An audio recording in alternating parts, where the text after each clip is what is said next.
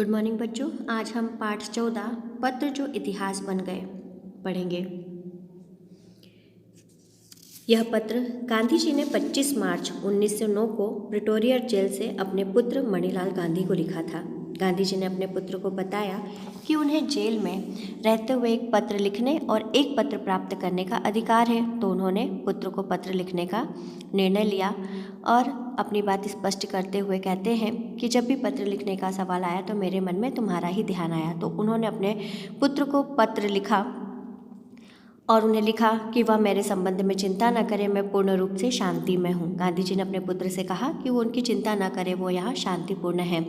आशा है कि बा यानी उनकी पत्नी स्वस्थ हो गई होंगी। डिप्टी गवर्नर की उदारता से ही मुझे ज्ञात हो सका कि बा का स्वास्थ्य सुधर रहा है।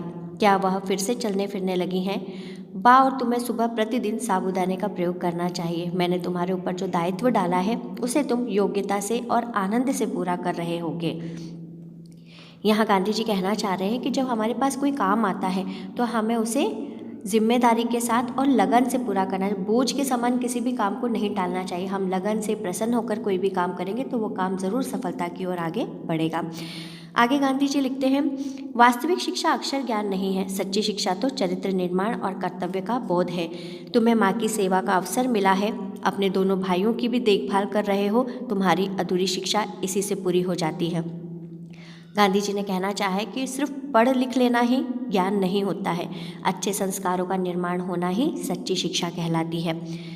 आगे लिखते हैं गांधी जी, तुम्हें याद रखना चाहिए कि हमें आगे गरीबी में रहना है, क्योंकि अमीर की अपेक्षा गरीबी अधिक सुखद होती है। तुम्हें योग्य किसान बनना है और सभी औजारों को साफ सुथरा और सुव्यवस्थित रखना है। तुम्हें गणित, संस्कृत और संगीत में पूरा ध्यान देना चाहिए। तुम्हें हिंदी, गुजराती और अंग्रेजी के चुने हुए भजनों एवं कविताओं का संग्रह करना चाहिए। काम की अधिकता से आदमी को घबराना नहीं चाहिए।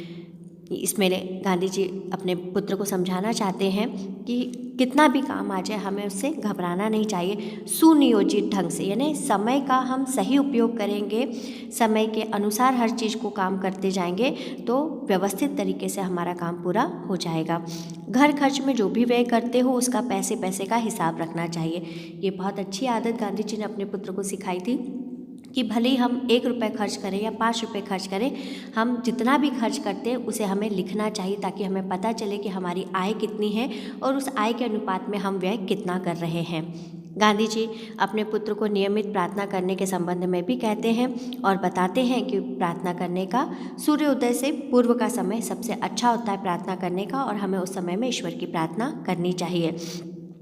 उनका विचार है कि इस नियमितता से भविष्य में बड़ी सहायता मिलेगी। वे अपने पुत्र को लिखते हैं कि पत्र को अच्छी प्रकार पढ़ने और समझने के बाद ही उत्तर देना।